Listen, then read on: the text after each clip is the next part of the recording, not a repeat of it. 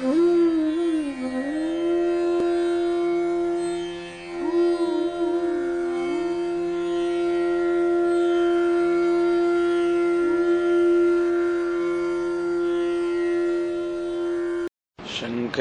शंकराचार्यं केशवं बादरायणं सूत्रभाष्यकृतौ वन्दे भगवन्तौ पुनः पुनः। ईश्वरो गुरुरात्मेति मूर्तिभेदविभागिने व्योमवद्व्याप्तदेहाय दक्षिणामूर्तये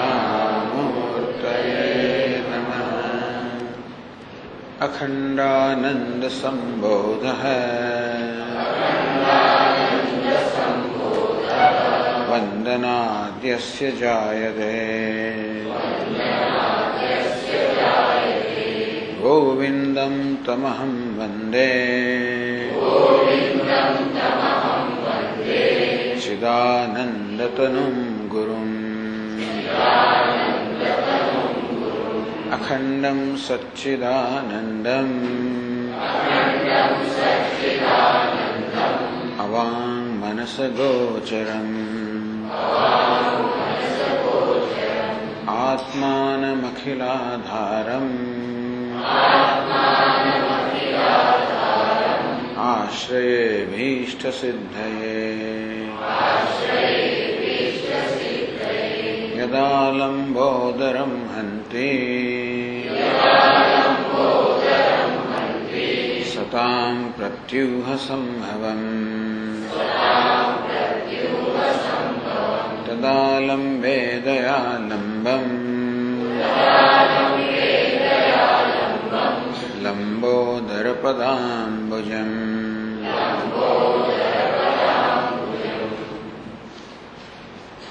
તો શમની ચર્ચા ચાલી રહી છે અને ગ્રંથકારે કહ્યું મનઃપ્રસાદ સિદ્ધ્યર્થમ સાધનમ શ્રૂયતામ બુધૈઃ. ચિત્તની પ્રસન્નતા માટે ગ્રંથકારે 18 જુદા સાધનો કયા? બ્રહ્મચર્ય, અહિંસા, પ્રાણીઓ પ્રત્યે દયા, છેલ્લે આપણે અદંભિત્વમ, દંભિત્વનો અભાવ, કે બહારથી માત્ર દેખાવો કરવો, જેમ કે ધ્યાન પૂજા વગેરેનો બહારથી દેખાવો કરવો, પારમાર્થિક ધીન પણ અંદરથી ખરેખરી કોઈ ભાવના નથી. એટલે માત્ર દેખાવો હો, અંદરની ભાવના ન હોવી, અંદરનો કોઈ ઈરાદો પણ ન હોવો, એનું નામ છે દંભ. એટલે આ પ્રકારના જ્ઞાન પૂજા શું કોઈ પણ પ્રકારનું વર્તન આપણે કરીએ જેની પાછળ આપણી ભાવના ના હોય, આપણો ઈરાદો ના હોય, તો એ વસ્તુ પ્રામાણિક નથી. તેથી એને દંભ કહેવામાં આવ્યો. એ પ્રકારના વર્તનમાંથી મુક્તિહીનમ વર્તનનું રાહિત્ય અદંભિત્વ. સત્યમ, આપણે જેવું જાણ્યું હોય, જેવું જોયું હોય, જેવું સાંભળ્યું હોય એ પ્રકારે જ બીજાને પહોંચાડવું. એમાં પણ આપણો ઈરાદો ચોખ્ખો હોવો જોઈએ કે હું જેને સાચું જાણું છું કે સાચું માનું છું એ જ વસ્તુ હું શબ્દોમાં વ્યક્ત કરું. એ પણ એવી રીતે વ્યક્ત કરું જેથી સામે વ્યક્તિને પણ એ જ વસ્તુ પહોંચે જે હું જાણું છું. એટલે શબ્દોમાં સચ્ચાઈ એટલું જ નહીં, પરંતુ આપણા ઈરાદામાં પણ સચ્ચાઈ હોય જેથી એ શબ્દનો પ્રયોગ પણ એ રીતે થાય જેથી એ જ વસ્તુ એટલે શ્રોતાને પહોંચે. નિર્મમત્વમ દેહાદિષુ સ્વકીયત્વ દૃઢ બુદ્ધિ વિસર્જનમ. દેહ અને એની સાથે સંકળાયેલી બધા બધા પદાર્થો છે એ મારું જ છે એ પ્રકારે જે દ્રઢ બુદ્ધિ હોય છે એનો ત્યાગ કરવાનું છે નિર્મમતા. સ્થૈર્યમ ગુરુ વેદાંત વચને નિશ્ચિતાર્થે દ્રઢ સ્થિતિ. ગુરુ વેદાંતના વચનમાંથી નિશ્ચય થયો હોય એમાં જ દ્રઢ સ્થિતિ જાળવી રાખવી. એનું નામ છે જે નિશ્ચય થયો હોય. ત્યાં મૂલ્ય હોવા જોઈએ, એમાં દ્રઢ સ્થિતિ, એને સ્થિર એટલે કે એ માટેની જ તત્પરતા. જે વસ્તુને આપણે સાચી જાણીએ છીએ, જે વસ્તુ માટે આપણને મૂલ્ય છે, તો બુદ્ધિમાં જે વસ્તુની આ પ્રકારની સમજ છે એ જ આપણા જીવનમાં ઉતરે. આપણે એને વરેલા હોઈએ. જે વસ્તુને આપણે સાચી જાણીએ છીએ, જે ધ્યેયને, જે સાધનને, જેને આપણે સાચું માનીએ છીએ, એને જ વરેલા હોવું એનું નામ છે સ્થૈર્ય. વિદ્યૈશ્વર્ય તપોરૂપ કુલવર્ણાશ્રમાદિભિ સંજાતા અહંકૃતિ ત્યાગ ત્વભિમાન વિસર્જનમ. અભિમાન વિસર્જનમ, નિરભિમાનતા. વિદ્યા, ઐશ્વર્ય, તપશ્ચર્યા, રૂપ, કુલ, વર્ણ, આ બધા માણસ જાત જાતનું અભિમાન કરતો હોય છે. પોતાના જ્ઞાનનું અભિમાન કરે, પોતાના કુળનું અભિમાન કરે, પોતાના વર્ણનું અભિમાન કરે, ઐશ્વર્યનું અભિમાન કરે, ઘણી વસ્તુનું અભિમાન કરતો હોય છે. અને અભિમાન કે અહંકાર કહેવામાં આવે.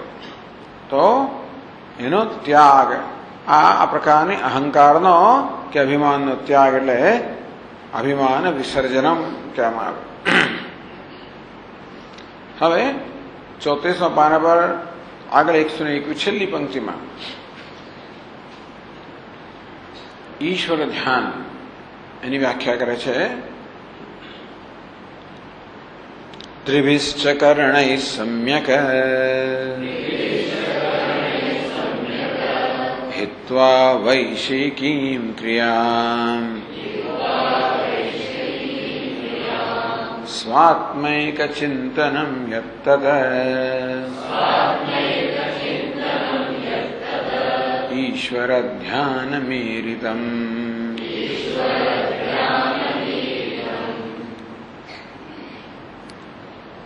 ત્રિભિશ્ચ કર્ણૈ, ત્રણેય કરણો છે.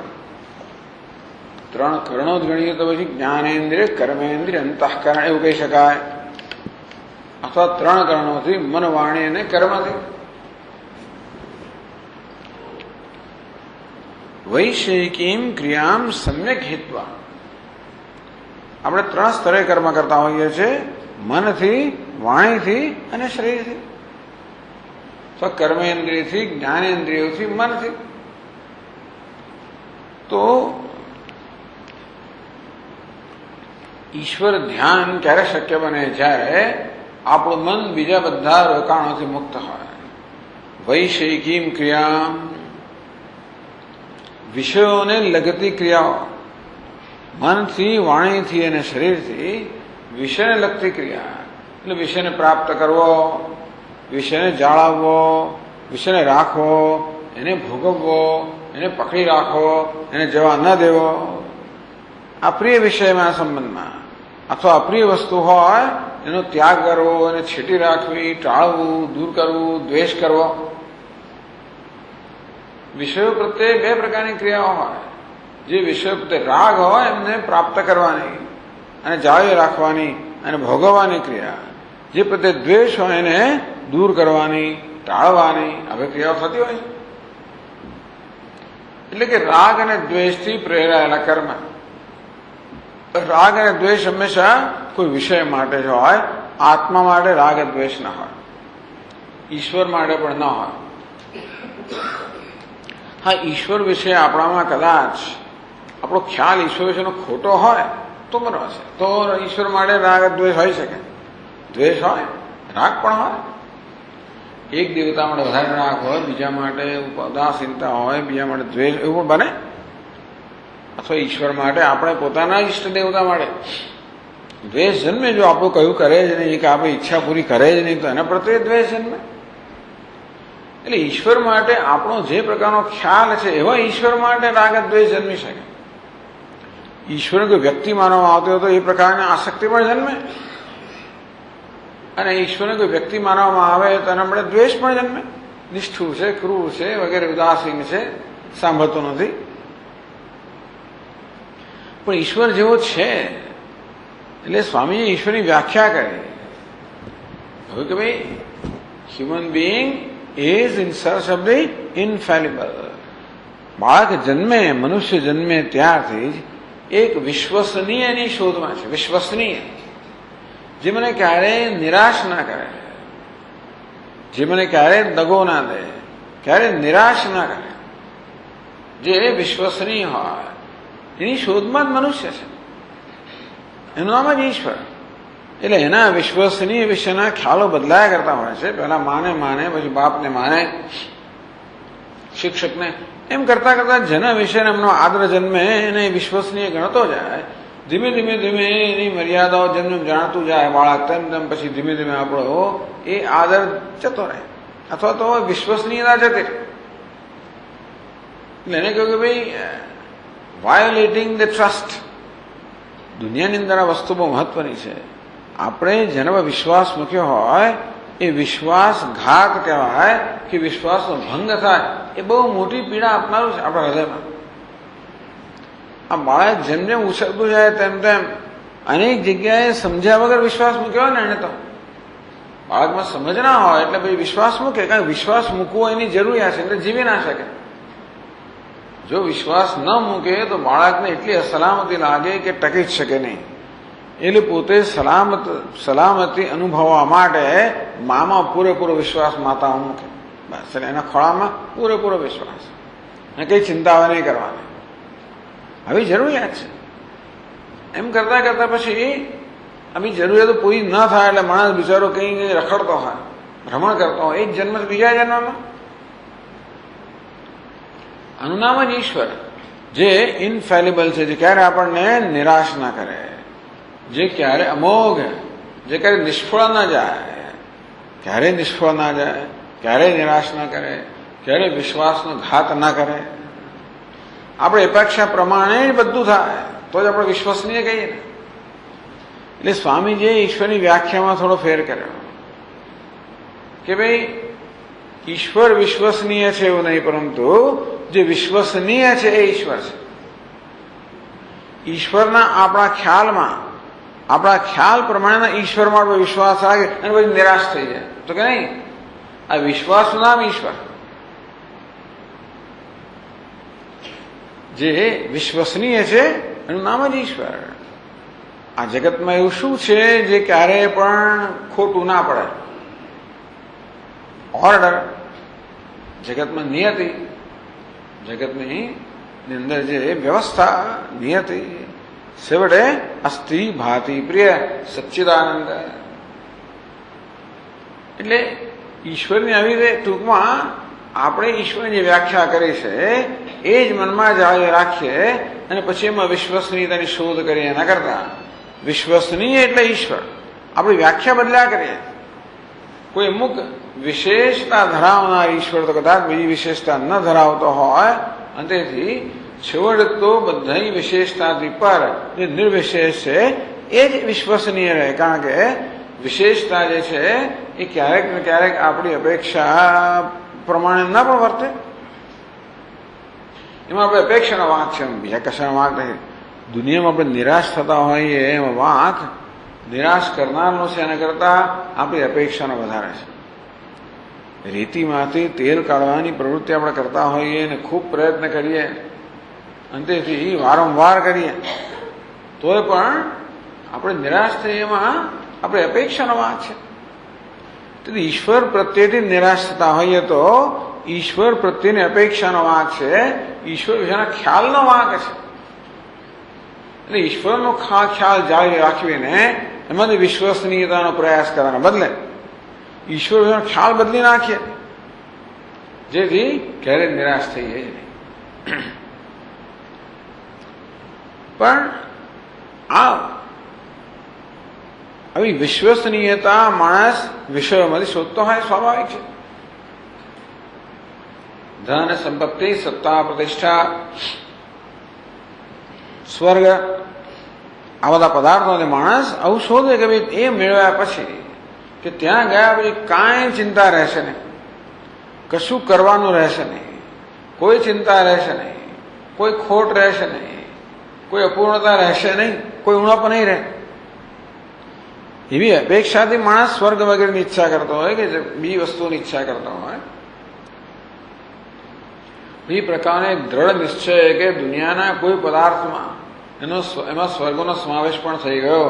કોઈ પદાર્થમાં કે વિષયમાં આપણી અપેક્ષા પૂરી કરવાની ક્ષમતા નથી એક ઈશ્વર સિવાય. અંતેથી બીજા એટલે આ વિવેકપૂર્વક આ વૈરાગ્ય જન્મે, વિવેકમાંથી વૈરાગ્ય જન્મે. અને એકલો વૈરાગ્યમાં પૂરતો, વૈરાગ્ય માત્ર બુદ્ધિના સ્તરે હોય તો એ પૂરતો નથી. શમ ધમ વગેરે સાથેનો વૈરાગ્ય જ્યારે હોય ત્યારે મન એ બધા વિષયોની ચિંતામાંથી કે વિષયના વ્યાપારથી નિવૃત્ત થાય. એ વૈરાગ્ય બરોબર જયારે પચ્યો હોય ત્યારે આપણું મન પછી વિષયમાં એટલા મન ન જાય કે આ વિષયોની નિરર્થકતા છે એનો મનને પોતાને ખાતરી થઈ ગઈ છે. બુદ્ધિને ખાતરી થઈ પણ મનને ખાતરી ના થઈ હોય. બુદ્ધિને ખાતરી છે કે આ બધું નિરર્થક છે, પણ મન કે એવી મને અનુભવ કરી દેવા તમે નથી કે મનને ખાતરી થઈ કે બધું નિરર્થક છે. પછી ક્યાં નહીં જાય. આપણે બાળકને કહે કે કરી અડકીશ નહીં, દાજીશ હું સાંભળે ખરું, પણ એકાદ પોતે જરા અડકે દીવાને અને દાજે પછી કોદાળો નજીક જાય આપણને ના જવા તે મનને જયારે ખબર પડી જાય પછી એ મનમાં જવાનું નથી. ત્રિભિશ્ચ કર્ણૈ સમ્યક હિત્વા વૈશેકીમ ક્રિયામ. વિષયનું ચિંતન કરવું, સંકલ્પ વિકલ્પ કરવા, એમના વિશે નિર્ણય કરવો, એમના વિશે યોજનાઓ કરવી મનમાં થાય. વાણી દ્વારા પણ વિષયની વાતો થતી હોય, ચિંતા વાતોચીતો થતી હોય, એના માટેના જાત જાતના બીજા પ્રયત્નો થતા હોય, ભાવતાલ થતા હોય વગેરે. મન દ્વારા કર્મ, શરીર દ્વારા કર્મ થતું હોય એની પ્રાપ્તિનું કે મેળ દૂર કરવાનું. આ બધા પ્રકારની ક્રિયા ક્યારે દૂર થાય? જ્યારે આપણને વૈરાગ્ય બરોબર પચ્યો હોય. અને તો જ પછી સ્પર્શાન કૃત્વા બહિર્બાહ્યાન, તો જ બહારના સ્પર્શ અર્થાત બહારના વિષયો બહાર રહે, આપણા મનમાં ના આવે. ત્યાં વિષયો મનમાં પ્રવેશ કરતા આપણા મનને આપણે ઈચ્છે એ પ્રકારનું ચિંતન ના કરવા દે. અંતેથી આ રીતે મન વિષયોના ચિંતન મુક્ત હોય. સંકલ્પ પ્રભવાન કામાન ત્યક્ત્વા સર્વાન અશેષતઃ. સંકલ્પથી જન્મારી બધી જ કામનાઓ છે એનો સર્વ સંપૂર્ણપણે ત્યાગ. મનસૈવેન્દ્રિય ગ્રામમ વિનિયમ્ય સમંત. ત્યાર પછી મનથી આપણે ઇન્દ્રિયોને ધીમે ધીમે અંતર્મુખ બનાવી શકીએ. શનૈ શનૈ ઉપરમેત બુદ્ધ્યા ધૃતિગૃહીતયા. ધૈર્યયુક્ત બુદ્ધિથી શનૈ શનૈ ધીમે ધીમે ધીમે આપણે અંતર્મુખ બનીએ. આપણું મન બહારના વિષયો અને બધી ચિંતાઓથી મુક્ત થાય. આત્મસંસ્થમ મનઃ કૃત્વા, મનને આત્મામાં નિષ્ઠ બનાવીને પછી કશું ચિંતન ન કરવું. એ કહે છે કે સ્વાત્મૈક ચિંતનમ યત્તત ઈશ્વર ધ્યાન મીરિતમ. આ વેદાંતિન લોકો ઈશ્વરના ધ્યાનની વાત કરે ત્યારે શું કહે છે? સ્વાત્મૈક ચિંતનમ. તો જે કરવાનું છે નામ ઈશ્વર ધ્યાન છે. જે કરીએ છીએ શું છે? સ્વાત્મૈક ચિંતનમ. સ્વ આત્મ એક ચિંતનમ. માત્ર કેવળ પોતાના આત્માનું ચિંતન કરવું અને ઈશ્વર ધ્યાન કહે છે કે ઈશ્વરનું આત્મરૂપે ચિંતન કરવું. ઈશ્વર દર્શનમ સ્વાત્મરૂપતઃ. ઈશ્વરને છેવટે આત્મરૂપે જાણવામાં આવે ત્યારે જે યથાર્થ જ્ઞાન છે. સ્વસ્વરૂપાનુસંધાનમ ભક્તિરીત્ય વિધીયતે. આત્મતત્વાનુસંધાનમ ભક્તિરીત્ય પરે જગુઃ. પોતાના સ્વરૂપનું અનુસંધાન કરવું, આત્મતત્વનું અનુસંધાન કરવું, એને જ વેદાંતિન લોકો ઈશ્વરનું અનુસંધાન કહે છે. કારણ કે ઈશ્વર આત્માથી અભિન્ન છે. ઈશ્વર જ મારો આત્મા છે. આત્મામાં પોતાનામાં જ ઈશ્વરના દર્શન કરવા. એ ક્યારે બને? ઈશ્વર વિશેનો ખ્યાલ બદલાઈ ગયો ત્યારે. આત્મામાં ક્યારે ઈશ્વરના દર્શન કરી શકે? ઈશ્વર સર્વજ્ઞ છે, સર્વશક્તિમાન છે, ટસલી આંગળ પર ગોવર્ધન પર ઉઠાવે એ પ્રકારના ઈશ્વરના દર્શન આત્મામાં કરવા માંગે એ થવાના નથી. એ તો બધી ઉપાધિની વિશેષતાઓ છે. અને ઉપાધિના સ્તરનું સરળ અલ્પ છે. છેવટે ઉપાધિમાંથી પણ અહમ ભાવ દૂર કરીને ઉપાધિ સાથે પણ એક અંદર ઉત્પન્ન કરીને તો પછી ઈશ્વરનું જે વાસ્તવિક સ્વરૂપ છે અસ્થિ ભાતિ પ્રિય એ જ મારું સ્વરૂપ છે એ રીતે આત્મરૂપે ઈશ્વરનું ચિંતન. એ પ્રકારના ચિંતન માટે તો બહુ જ વૈરાગ્ય જોઈએ છે. સગુણ બ્રહ્મનું ચિંતન કરવાનું વૈરાગ્ય જોઈએ જ, પણ નિર્ગુણ કે નિર્વિશેષ બ્રહ્મનું ધ્યાન કરવા માટે તો વધારે ક્લેશોધિકતરસ્તેષામ અવ્યક્તાસક્ત ચેતસામ અવ્યક્તાય ગતિર દુઃખમ દેહવદ્ભિરવાપ્યતે. ક્લેશ તેષામ અધિકતર ક્લેશ અવ્યક્તાસક્ત ચેતસામ.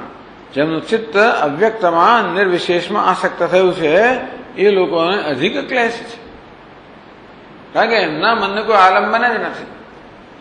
સગુણ બ્રહ્મના ચિંતનમાં કોઈ આલંબન પણ હોય, કોઈ નામ હોય, રૂપ હોય, કશુંક આલંબન હોય, એ દ્વારા સગુણ બ્રહ્મનું ચિંતન થઈ શકે. પરંતુ નિર્ગુણ કે નિર્વિશેષ બ્રહ્મના ચિંતનમાં તો કોઈ આલંબન છે જ નહીં. આલંબન વગર મનને કેન્દ્રિત કરવું તો અત્યંત અઘરું છે. એટલે ભગવાને કહ્યું ક્લેશ અધિકતરસ્તેષામ. પણ ચાલો ઈશ્વરનું ચિંતન કરવું, સ્વાત્મૈક ચિંતનમ યત, અથવા મનની પ્રસન્નતા પ્રાપ્ત કરવા માટે ઈશ્વર ચિંતન આવશ્યક છે. તો જ આપણું મન શુદ્ધ બને, તો ઈશ્વરની કૃપા પ્રાપ્ત થાય, અંતઃકરણ શુદ્ધિ પ્રાપ્ત થાય. અને ઈશ્વરનું ચિંતન કરવા માટે આપણા મનને વિષયોના ચિંતનમાંથી મુક્ત કરવાની પણ આવશ્યકતા છે. એ માટે શમદમની પણ જરૂર છે, એ માટે વૈરાગ્યની પણ જરૂર છે, એ માટે વિવેકની પણ જરૂર છે. અને છેલ્લી 122મી એ છેલ્લી પંક્તિમાં કહે છે બ્રહ્મવિદ્ભિ સહસ્થિતિ. એવું કહ્યું બ્રહ્મજ્ઞાનીઓ સાથે હંમેશા સહવાસ જાળવી રાખવો. છાયેવ સર્વદા વાસઃ બ્રહ્મવિદ્ભિ સહસ્થિતિ.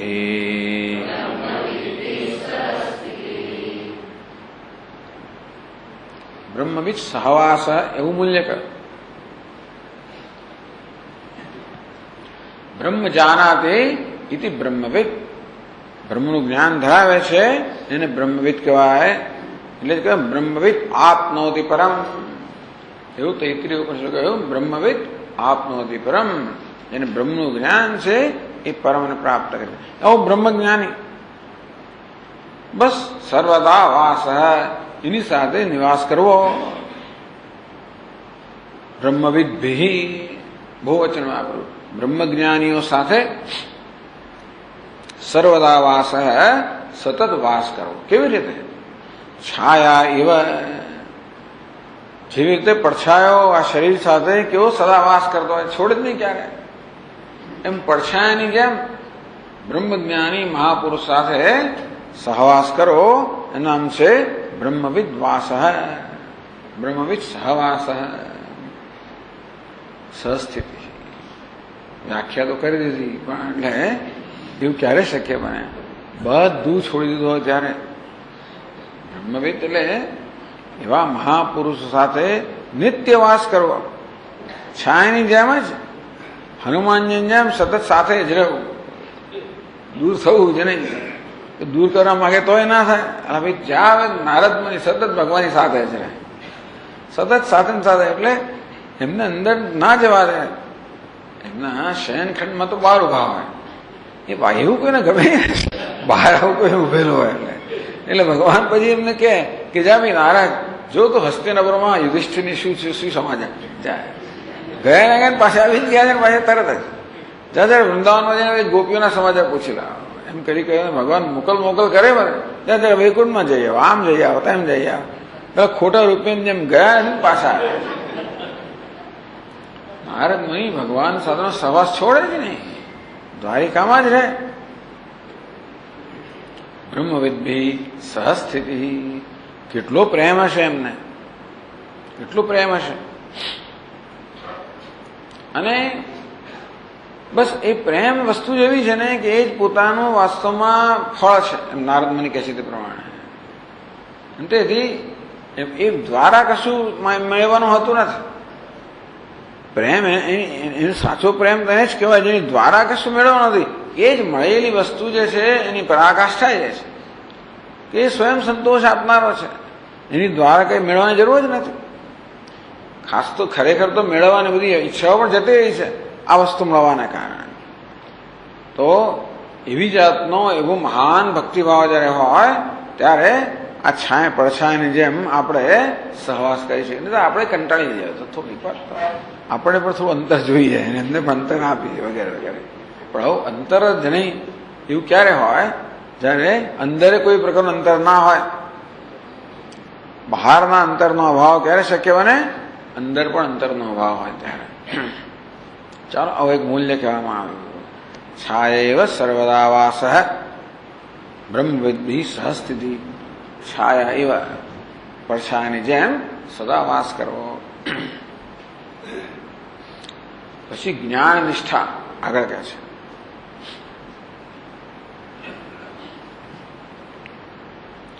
યદ્યદુક્તમ જ્ઞાનશાસ્ત્રે શ્રવણાદિકમેષુ યઃ નિરતઃ કર્મધીહીનઃ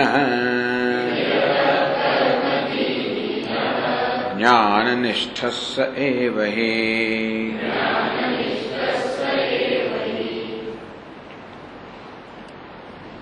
યદ્યત શ્રવણાદિકમ જ્ઞાનશાસ્ત્રે ઉક્તમ.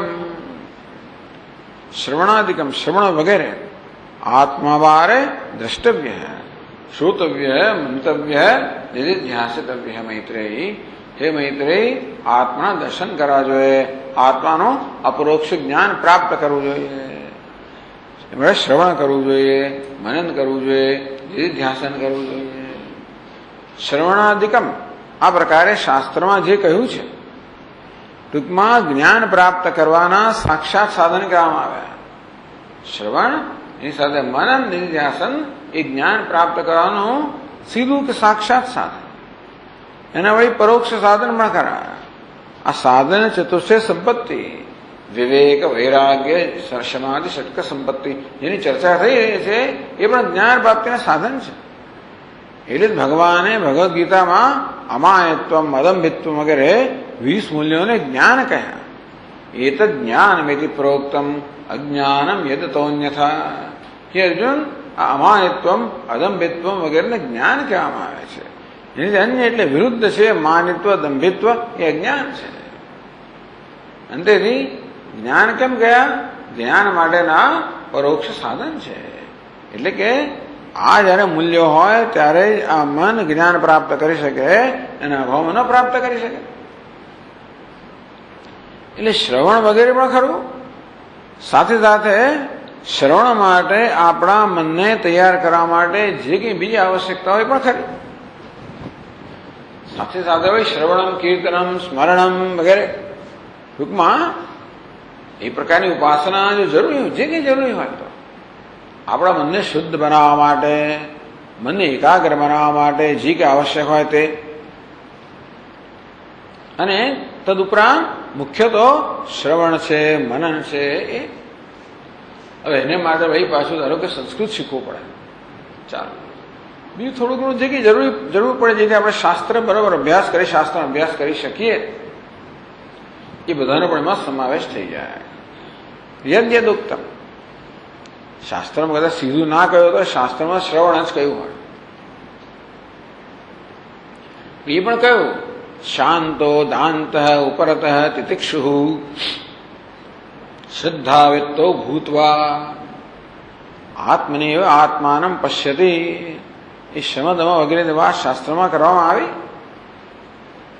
સત્યેન લભ્ય તપસા હેશ આત્મા. આત્મા ક્યારે પ્રાપ્ત થાય? સત્યથી, તપશ્ચર્યાથી. નાયમાત્મા બલહીનેન લભ્ય. આ નિર્બળથી આત્મા પ્રાપ્ત ના થાય. એટલે આ બધા મૂલ્યો પણ કહેવામાં આવ્યા. આ બધું શાસ્ત્રમાં કહેવામાં આવ્યું છે. અને જે કંઈ શાસ્ત્રમાં બધું કહેવામાં આવ્યું છે, જે જ્ઞાન પ્રાપ્તિના સાધનો છે, પ્રત્યક્ષ કે પરોક્ષ, એ જ્ઞાન પ્રાપ્તિના સાધનમાં લાગેલા રહેવું.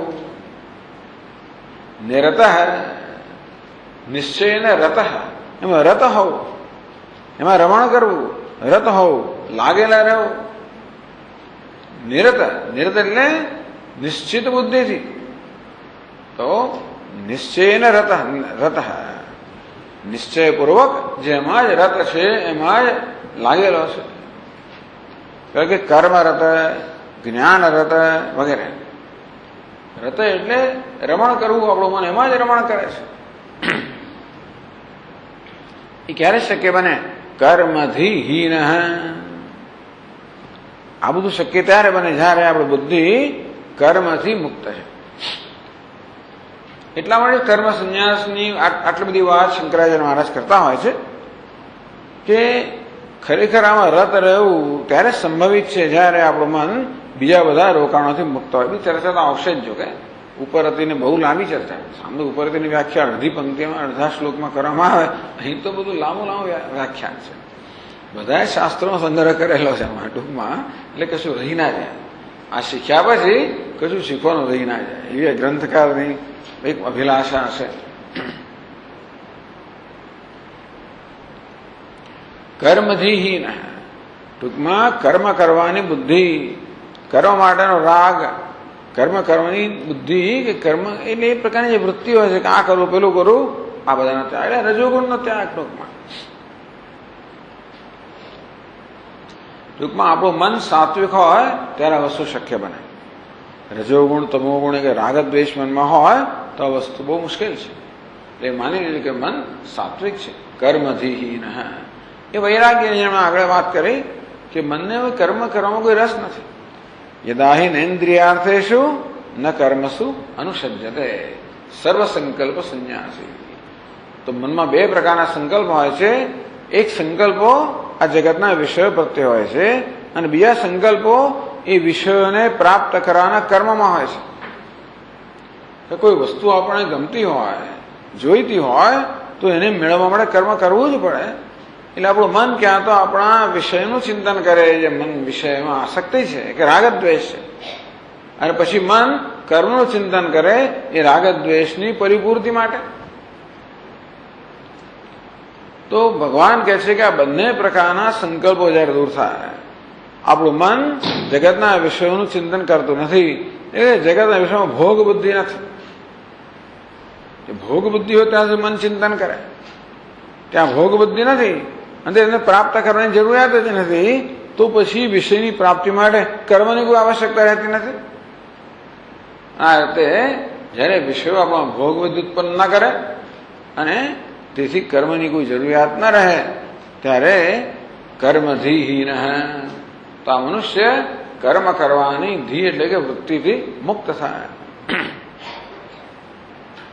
જ્ઞાનનિષ્ઠ એટલે જ શંકરાચાર્ય મહારાજે શ્રોત્રિયમ બ્રહ્મનિષ્ઠમ, મુંડકોપનિષદમાં શ્રોત્રિય અને બ્રહ્મનિષ્ઠ, આ બ્રહ્મનિષ્ઠ શબ્દ સમજાવતે કહ્યું કે જે કર્મમાંથી નિષ્ઠાથી મુક્ત છે.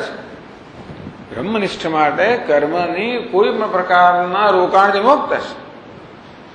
જેમ તપોનિષ્ઠ, જપનિષ્ઠ, માત્ર જપમાં જ નિષ્ઠ હોય, બીજા કશામાં દ્રષ્ટાંત આપ્યા. એટલે એ બીજું કંઈ કરતો જ નથી. જપ સિવાય કશું ના કરે આપણે એને કઈ જપનિષ્ઠ, તપ સિવાય કશું ના કરે તો આપણે કઈ તપોનિષ્ઠ. તે બ્રહ્મ સિવાયની બુદ્ધિમાં કશું ના હોય તો આપણે બ્રહ્મનિષ્ઠ કહીએ. આ શું છે? જ્ઞાન બ્રહ્મનિષ્ઠ ની જ્ઞાનનિષ્ઠ. અહીં જ્ઞાનનિષ્ઠ એટલે કે જ્ઞાન પ્રાપ્ત કરવાના સાધનમાં નિષ્ઠ. જ્ઞાનનિષ્ઠ એટલે હજી જ્ઞાન તો પછી આ બધા સાધનની જરૂર જ નથી. જ્ઞાન નિષ્ઠા તો સાધ્ય છે, પણ એ જ્ઞાન નિષ્ઠાને સાધન પણ કહ્યું. એ જ્ઞાન નિષ્ઠા પ્રાપ્ત કરવામાં જ લાગેલો છે. એટલે જ દક્ષિણામૂર્તિ સૂત્રમાં કહ્યું ને, મૌન વ્યાખ્યા પ્રકૃતિ પર બ્રહ્મ તત્વમ વિવારમ વર્ષિષ્ઠાંતે વસદૃષિગણ આવૃતમ બ્રહ્મનિષ્ઠૈ. અંતે વસદૃષિગણ, અંતેવાસે જે ઋષિઓ છે એમના વડે જે ઘેરાયેલા છે એ ઋષિઓ છે જ્ઞાનનિષ્ઠૈ, જ્ઞાનમાં કે બ્રહ્મનિષ્ઠૈ, બ્રહ્મમાં નિષ્ઠા ધરાવનારા. હવે બ્રહ્મમાં નિષ્ઠા ધરાવનારા તો અહીંયા રહેવાની જરૂર નથી. ગુરુ પાસે ક્યાંથી રહેવાનું હોય? બ્રહ્મનિષ્ઠા પ્રાપ્ત ન થાય ત્યાં સુધી. તો એ બ્રહ્મનિષ્ઠા કેવી છે? બ્રહ્મમાં નિષ્ઠ થવાની નિષ્ઠા. એટલે કે બ્રહ્મનું જ્ઞાન પ્રાપ્ત કરીને જ્ઞાનમાં નિષ્ઠ બનવા માટેની જે લગન છે એનું નામ રતિ જે છે એનું નામ બ્રહ્મનિષ્ઠ. એવું અહીંયા જ્ઞાન નિષ્ઠ જે જ્ઞાન પ્રાપ્ત કરવાના પ્રયત્નમાં જ લાગેલો છે એને, અને બીજા બધી વસ્તુમાં જે બીજા બધા પ્રકારના રોકાણથી મુક્ત છે એને, એટલે શ્રવણમાં મનનમાં એમ જ લાગેલો છે, એને જ્ઞાન નિષ્ઠ કહેવામાં આવે. પછી સુખ દુઃખ સમાનતા એની પછીનું મૂલ્ય છે, પછીના શ્લોકમાં કહે છે.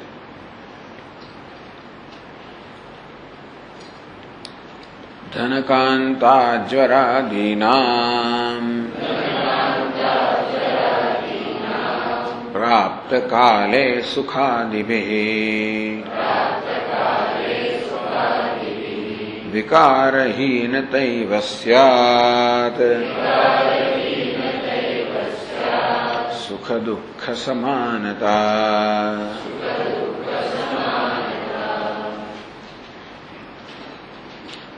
ધનકાંતા જ્વરાદીનામ પ્રાપ્તિકાલે.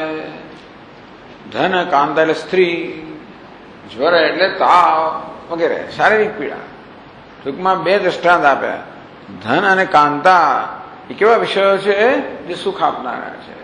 આ જ્વર એ કેવો છે? દુઃખ આપનારો છે. એટલે બંનેનો સમાવેશ થઈ ગયો. જ્વરાદીનામ ટૂંકમાં સુખ આપનારા વિષયો, દુઃખ આપનારા વિષયો પ્રાપ્તિકાલે આવવાના જ છે. પ્રારબ્ધ આપણી પાસે આ બંને પ્રકારના વિષયો લઈ આવવાનું જ છે. તત્ત પ્રાપ્ય શુભાશુભમ, શુભ અને અશુભ, સુખનું સાધન દુઃખનું સાધન આવવાનું જ છે. માન અપમાન સ્તુતિ નિંદા અગવડ સગવડ કોઈ એનાથી મુક્ત હોઈ ના શકે. સફળતા નિષ્ફળતા વગેરે આવવાનું જ છે. એટલે જગતના કેટલા વિષયો જે છે આપણને સુખ આપનારા છે એ જયારે આવે ત્યારે આપણા હર્ષ જન્મે. બી કેટલી વસ્તુ છે આપણે ઈચ્છીએ નહીં, માથાના દુખાવા, આપણો પોતાનો દુખાવાથી માંડીને એ બધી વસ્તુ આપણે ના જ ઈચ્છીએ એ હોય તો આપણે દુઃખી થઈ જઈએ. એટલે સામાન્ય રીતે અનુકૂળ અને પ્રતિકૂળ આ બે પ્રકારના જે વિષયો હોય એમાં વ્યક્તિઓ પણ હોય, બીજા સાધનો પણ હોય, પછી સમય પણ હોય, સ્થળ પણ હોય, ઘણી વસ્તુઓ હોય.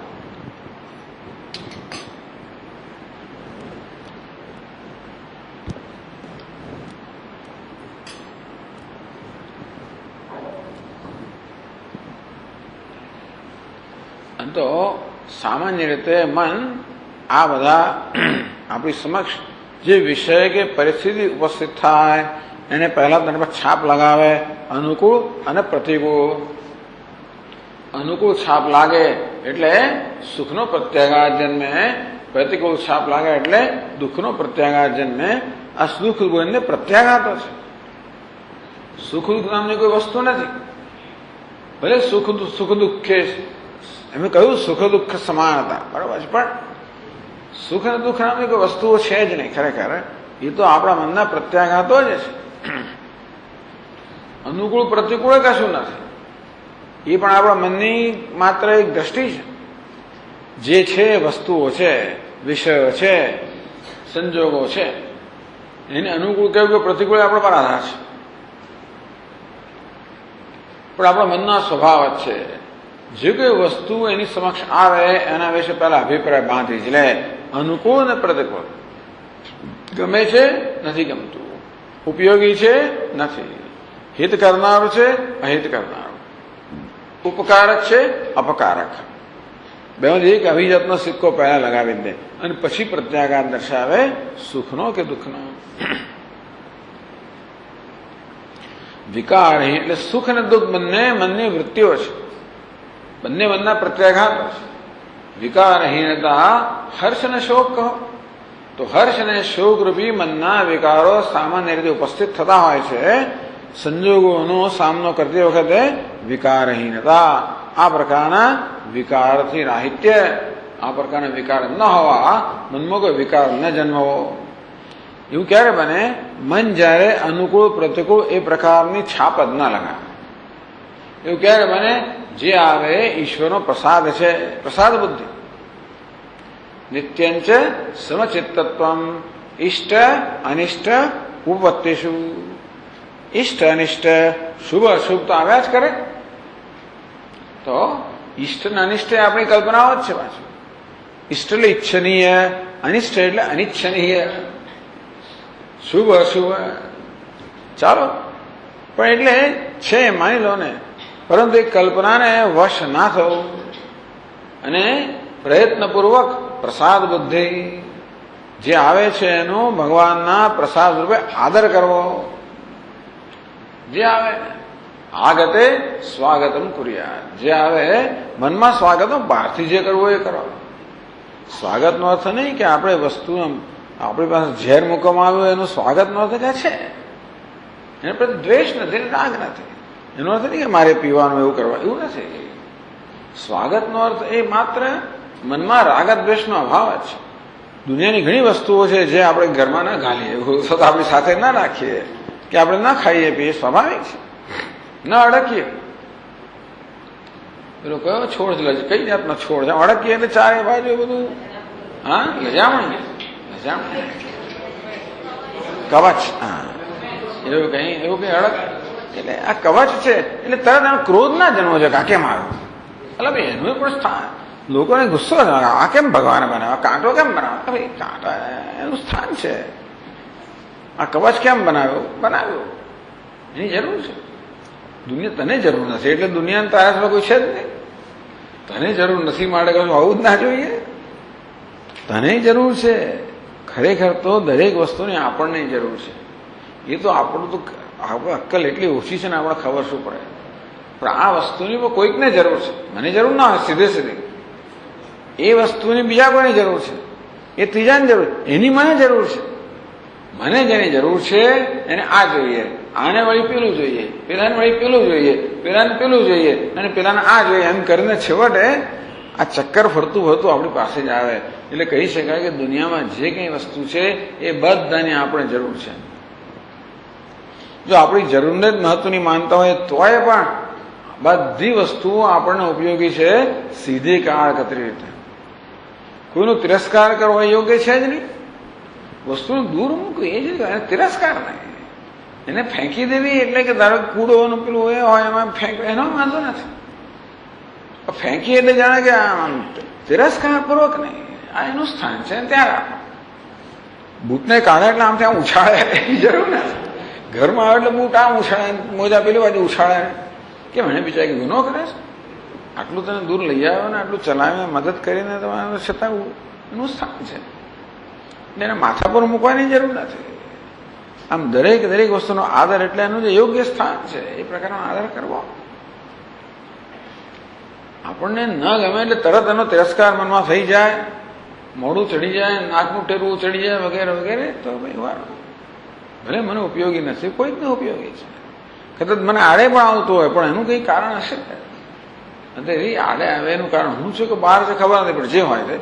એટલે આ રીતે વિકારહીનતા, સમચિત્તત્વમ, ચિત્તની સમાનતા. એટલે કે રાગ દ્વેષ, વિકાર એટલે રાગ દ્વેષ, વિકારહીનતા એટલે રાગ અને દ્વેષમાંથી મુક્તિ, રાગ દ્વેષ રાહિત્ય અને સુખ દુઃખ સમાનતા કહેવામાં આવ્યું. સુખ દુઃખ સમાનતા સ્યાત પ્રાપ્તિ કાલે. જેવું આવે તરત નિર્વિકાર, વિકાર ના જન્મે. તો રાગદ્વેષ ન હોય તો જ ન જન્મે. રાગદ્વેષ હોય તો પછી આપણે બહુ સાવધાન રહેવું પડે. રાગદ્વેષ ન હોય તો વિકાર જન્મે નહીં, તો ચિંતા નથી.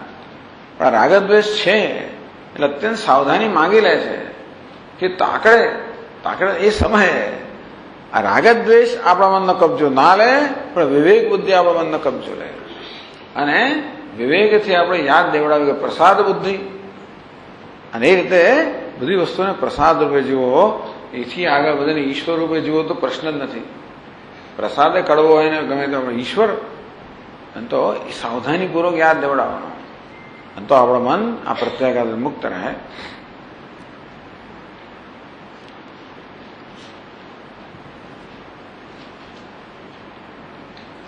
પછી આવે છે માનાનાસક્તિ. કેવું છે? માન અનાસક્તિ અથવા તો નિરભિમાનતા. પણ આ પેલો અહંકારને અમાનિત્વ થયું. ખરેખર તો અમાનિત્વ વ્યાખ્યા સરસ કરી છે. 125માં શ્લોકમાં કહે છે,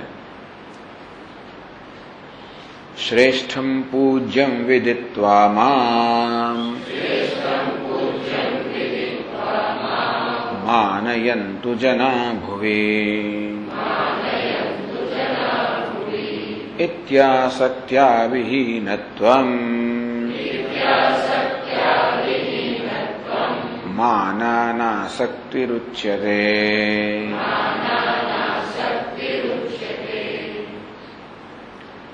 શ્રેષ્ઠમ પૂજ્યમ મામ વિદિત્વા ભુવિ જનાઃ મામ માનયંતુ. હું શ્રેષ્ઠ છું, પૂજ્ય છું એમ લોકો માને. ચાલો આપણે તો વહેમ રાખતા હોય જુદી વાત છે. મારી તકલીફ શું છે કે મારે પોતાનો વહેમ છે જ કે હું શ્રેષ્ઠ છું અને પૂજ્ય છું. એટલાય સંતોષ નથી. બીજાએ પણ મને શ્રેષ્ઠ અને પૂજ્ય ગણવો જોઈએ એ તકલીફની વાત છે. બીજાના મનનું નિયંત્રણ કરવાનો પ્રયત્ન કરીએ એટલે તકલીફ થવાની. તમારે જે ધારવો એ ધારો ભાઈ, સારું છે. પોતાને શ્રેષ્ઠ માનો, પૂજ્ય માનો. હું જ મારી જાતની પૂજા કરું એવું તો બહુ સારું. પૂજ્ય કરીને હું મારી જાતને પૂજ્ય એટલે કે મારા વડે પૂજ્ય માનતો હોઉં તો બહુ સરસ. હું મારી જાતને મારા વડે પૂજા યોગ્ય માનતો હોઉં એમ મારી જાતનો સ્વીકાર કરતો હોય તો ઉત્તમ છે. પણ બીજાઓએ પૂજા કરવી જોઈએ, કારણ કે હું નથી પૂજા કરતો. હું મારી જાતની પૂજા નથી કરતો, પણ બીજાઓએ મારી પૂજા કરવી જોઈએ. હું મારી જાતને શ્રેષ્ઠ માનતો નથી, એ તો બીજાએ શ્રેષ્ઠ માનવું જોઈએ એ પ્રકારની જરૂરિયાત ના રહે. પણ એક મહાન જરૂરિયાત છે. આ બધી લાગણીના સ્તરની જરૂરિયાતો છે. માણસને હોય એટલે આપણે કોઈ એનાથી મુક્ત નથી, પણ આ વસ્તુઓને ધીમે ધીમે પારખવી. આપણા મનમાં રહેલી આ પ્રકારની વૃત્તિઓ કે વલણને પારખવું અને આપણા મનને પ્રયત્નપૂર્વક એમાંથી મુક્ત કરવું. એટલે માનિત્વ દરેકમાં છે ઓછા વધતા પ્રમાણમાં. એટલે જ ભગવાને અમાનિત્વમ અદંભિત્વમ, અમાનિત્વને પહેલું સ્થાન આપ્યું. ખાસ કરીને વેદાંતમાં આવનાર લોકોનું વધારે હોય. વેદાંતમાં આવનાર લોકોનું આ માનિત્વની જરા વધારે તીવ્ર હોય હંમેશા. કારણ સામાન્ય રીતે પેલા બૌદ્ધિક લોકો હોય, લાગણીશીલતા કરતા એમનો બૌદ્ધિકતા વધારે હોય અને બુદ્ધિમાં અભિમાન રહેલું છે ને એટલે એ પ્રકારનું અભિમાન વધારે હોય. અને જેટલી અભિમાન વધે એટલી અંદરની ખોટ વધારે હોય પાછી, એ પણ ખરું. એટલે અભિમાનની તીવ્રતાને કારણે અપેક્ષા પણ વધારે હોય. હવે આ મનમાં અપેક્ષા હોય, બહાર આપણે વ્યક્ત ના કરતા હોય તો એ મનમાં અપેક્ષા હોય તો દુઃખ તો થવાનું જ છે. દુઃખ તો આપણની અપેક્ષા પૂરી ન થાય એટલે થતું હોય છે. મનમાં અમે અપેક્ષા રાખીએ કે બીજાએ મને શ્રેષ્ઠ ગણવો જોઈએ, બીજાએ મને પૂજ્ય ગણવો જોઈએ. હવે એ ગણે છે તોય ખરો, આપણે શું ખબર પડે? બીજું આપણને શ્રેષ્ઠ ગણે છે, એક તો હું ઈચ્છું કે બીજાએ મને શ્રેષ્ઠ પૂજ્ય ગણવો જોઈએ. ચાલો પેલો કે ભાઈ ગણવું છું, તો કે ના, એ ગણવો જોઈએ નક્કી કેમ થાય? અમુક પ્રકારનું વર્તન કરે તો જ હું માનું. પાછું એને મને શ્રેષ્ઠ ગણ્યો, પૂજ્ય ગણ્યો, એ ક્યારે બીજાને શ્રેષ્ઠ ના ગણે પછી ઘણું એવું થતું હોય છે. એમાં પોતા એકને શ્રેષ્ઠ ગણે એની સાથે આવી પણ એક શરત હોય છે. પેલાને પૂજ્ય નહીં ગણવાનું, પેલાને નહીં શ્રેષ્ઠ નહીં ગણ, એ પણ એક શરત ઘણી વાર હોય છે. એ બધું મનમાં બધું અંદર આવી જાતની વસ્તુ રહેલી જ હોય છે. એટલે આ જાતની વૃત્તિ જે છે કે વલણ જે છે એના આપણે પારખવું. છેવટે તો બીજા આપણને માન આપ્યું એની માટેનો માપદંડ કયો? એનું વર્તન. એ વર્તન જો આપણને સંતોષકારક ના હોય તો એની દ્રષ્ટિએ વ્યક્તિ માન આપતી હોય પણ આપણી દ્રષ્ટિએ સંતોષકારક ના હોય એવું બને ને પાછું. મેં તો બધું કર્યું, પૂજ્ય તો ગણાય, શ્રેષ્ઠ બધું કર્યું એની દ્રષ્ટિએ, પણ મારી અપેક્ષા છે કે ભાઈ પૂજ્ય ક્યારે કહેવાય? આમ કરે તો પૂજ્ય કહેવાય, આમ કરે તો શ્રેષ્ઠ કહેવાય, આટલી દક્ષિણા આપે તો હું પૂજ્ય કહેવાઉં, આ આસને બેસાડે તો શ્રેષ્ઠ કહેવાઉં. ફલાણું થાય. આ તો જાણે આપ મારી વાત કરું છું, પણ એટલે કહેવાનો ભાવ એ છે કે આ રીતે દરેકને જુદા જુદા ધોરણો હોય. શ્રેષ્ઠતા, પૂજ્યતા વગેરે બીજા આપણા પ્રત્યે દાખવે છે એના ધોરણ દરેકને જુદા જુદા હોય. એ બીજાને ખબર ના હોય. ઘણીવાર શું થાય છે કે લોકો આપણને પૂજ્ય ગણવા માંગે, એને ખબર નથી કે મારી પૂજ્યની વ્યાખ્યા છે, એની પણ વ્યાખ્યા હોય. એ વ્યાખ્યા પ્રમાણે વર્તન કરે તો મારી વ્યાખ્યાના અનુરૂપ ના તેનું એને સ્વીકાર ના કરું અથવા એને પૂજ્યતા ના ગણો. આ બહુ મુશ્કેલ વસ્તુ છે. આ માનિત્વ સ્વામી બહુ સરસ ચર્ચા કરે છે કે આ માનિત્વ ખબર કેમ પડે કે બીજાએ મને માન આપ્યું. ઘણા લોકોની પેલી એનું આચરણ એવું હોય છે ને બહુ વિચિત્ર હોય છે. એટલે ઘણા લોકો તમને માન આપે તો એવી રીતે આપે કે આપણે અપમાન જેવું લાગે એવું કહે ખરેખર. તો ઘણા લોકોની રીત એવી છે કે બહુ પ્રેમ હોય તો તમે એવી રીતે બોલે કે આપણને લાગે આ શું બોલે છે, કે શું વર્તે છે એવું લાગે. એક જૂનાગઢમાં સ્વામીજી જેવા હતા કે આપણે એવું જ કે આપણે જયારે થોડા માન માગી ગઈ તમે તો આવો કકાટ કરો છો ફલાણ, એટલે એનો કે હેતુ એવો ના હોય, આપણો અપમાન લાગે. એ કદાચ આપણે પ્રેમ કરતા હોય. એટલે દરેકની રીત જુદી જુદી હોય છે, એટલે સમજવું પણ જુદું જુદું હોય છે આ બધું. એટલે આ માનિત્વ ઇતિ આસક્ત્યા વિહીનત્વમ, આ પ્રકારની આસક્તિથી રહિત હોવું. હવે આસક્તિ મનમાં હોય છે કે એટલે બે પ્રકારની આસક્તિ થઈ, અથવા એક જ આસક્તિ છે ને બે પાસા થયા. એક તો બીજાએ મારા વિશે શું વિચારવું, અને બીજું એ વિચારને કેમ પ્રગટ કરવો. મારા વિશે એમના મનમાં કયા પ્રકારની ભાવના હોવી જોઈએ કે હું શ્રેષ્ઠ ને પૂજ્ય છું એવું એમણે માનવું જોઈએ, અને એ માન્યતા અમુક રીતે વર્તનમાં અભિવ્યક્ત થવી જોઈએ. તો મને લાગે ને કે કારણ કે મારું પોતાનું જે ધોરણ છે મહાપદંડ છે, એટલે દુઃખી થવા માટે મોટી અંગ્રેજીમાં કહેવાય you are setting your self up. ટૂંકમાં દુઃખી થવા માટેના બધું કારણ આપણે જ ઉભું કર્યું આ રાખીને. શું થાય છે લઈને જ આવ્યા છે, એમાં કોઈ એ નથી. દુઃખ પણ દુઃખના એક મહાન કારણ છે કે ભાઈ મારામાં હું માનિત્વ છે ખબર કેમ પડે. આપણી લાગણી દુભાય સમજો કે માનિત્વ હતું, કોઈકના વર્તનથી આપણી લાગણી દુભાય તો સમજવું કે એ વર્તનમાં કશીક અપેક્ષા હતી જે પૂરી ના થઈ, મારે આપણી લાગણી દુભાય. એટલે લાગણી દુભાય ત્યારે પણ એમાંથી કંઈ શીખવું જોઈએ કે મારી લાગણી કેમ દુભાય, આ વ્યક્તિ આ પ્રકારે વર્તન કર્યું તો શું વાંધો ના, આમ કેમ ના કર્યું, એટલે આ પ્રકારની અપેક્ષા હતી. કેમ એવી અપેક્ષા હતી? કારણ કે હું ઈચ્છું કે એમણે મારા વિશે આ રીતે વિચારવું જોઈએ. કેમ વિચારવું જોઈએ? કારણ કે મને એની જરૂર છે. લોકો છેવટે મારી જરૂરિયાત છે. કારણ બહારથી બહુ જ બધા માન વગેરે માંગતા લોકો અંદરથી બહુ જરૂરિયાત વાળા હોય છે. બહારથી મોટો અભિમાન કે અહંકાર દેખાડનાર લોકો અંદરથી બહુ જરૂરિયાત વાળા હોય છે. એટલા જ માટે જરા જરા વારમાં પિત્તો જતો રહે બતાવે છે કે એ સહનશીલતા બહુ જ ઓછી છે, અંદરની જરૂરિયાત બહુ તીવ્ર છે.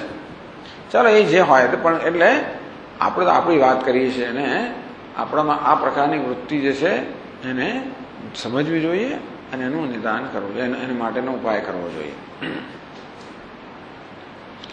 પછી એકાંતશીલતા પછી વાત કરે છે. સચ્ચિંતનસ્ય સંવાદઃ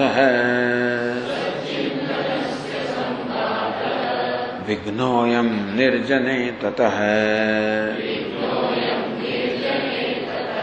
સ્થેયમિત્યેક એવાસ્તે ચેત્સૈવૈકાંતશીલતા.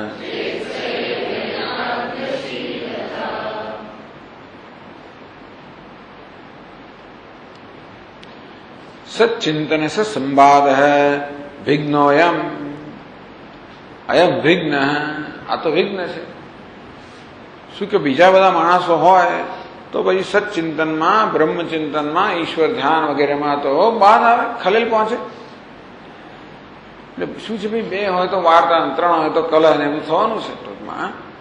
એટલે ચર્ચા થવાની છે. એટલા માટે એકાંત.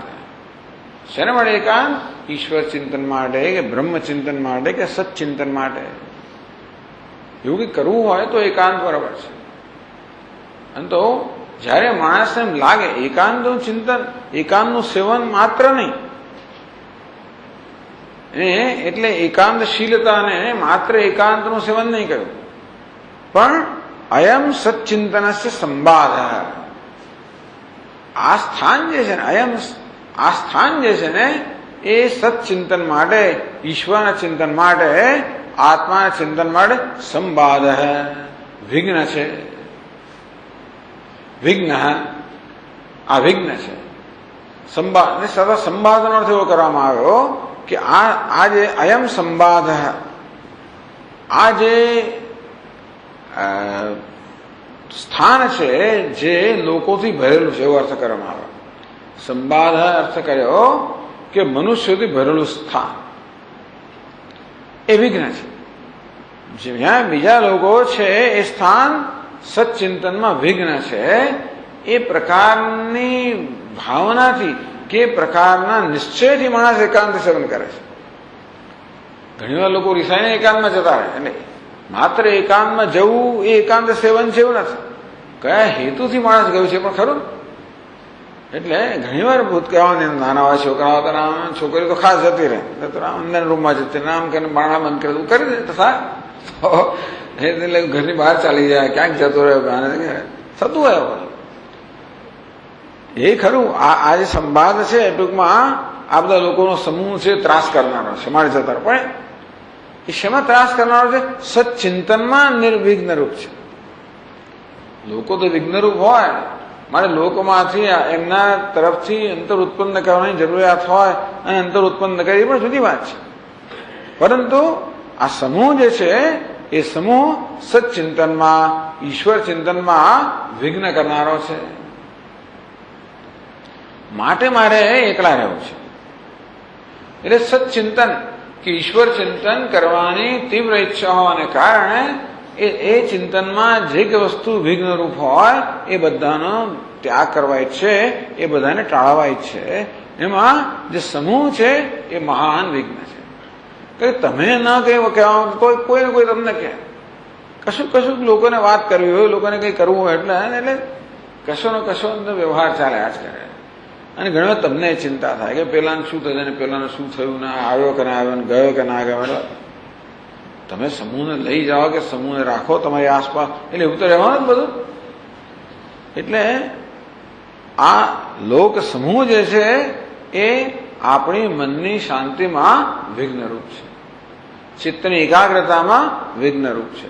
અને માટે એનાથી મુક્ત રહેવા માંગુ છું, માટે હું એકાંતમાં રહેવા માંગુ છું. વિવિક્ત દેશ સેવિત્વમ અરતિ જન સંસદી. ભગવાન કે જન સંસદી, આ જન સમૂહ છે એમાં રતિનો અભાવ, એમાં આસક્તિનો અભાવ. એટલે એ જન સમૂહની જરૂરિયાતોની મુક્તિ. આસક્તિનો ભાવ એટલે જન સમૂહની જરૂરિયાતમાંથી મુક્તિ.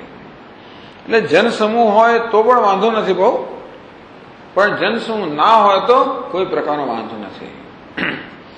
જન સમૂહ હોય તો કોઈક વાંધો હોવાનો જ છે, પણ ના હોય તો વાંધો નથી. એ મહત્વની વસ્તુ છે. એનો એ જન સંસદી, આ જન સમૂહની આસક્તિમાંથી મુક્તિ.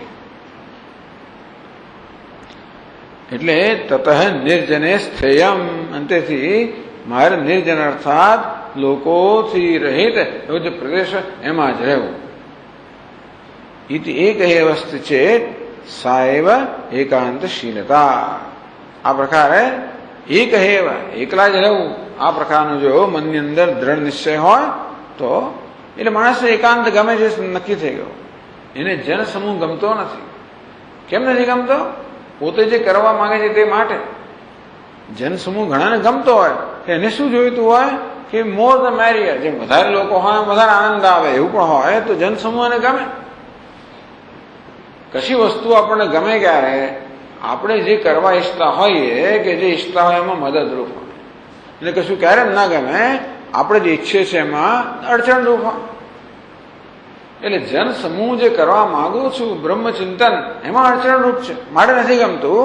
અંતેથી મારે એકાંતમાં જ રહેવું છે. એ પ્રકારે જે નિશ્ચય છે તે પ્રકારની મનની સ્થિતિ છે એને એકાંતશીલતા કહેવામાં આવે. અને છેલ્લે મુમુક્ષુતા. મુમુક્ષુતા તો બહુ મોટું એક આખું સેક્શન જ છે, વિભાગ છે, પણ એ મુમુક્ષુતાના આને અંદર સમાવેશ કરી નાખ્યો.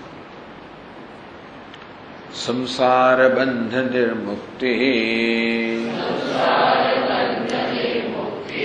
કદા ઝટિતિ મે ભવેદ इतिया सुदृढ़ा बुद्धि ईरिता सा मुमुक्षुता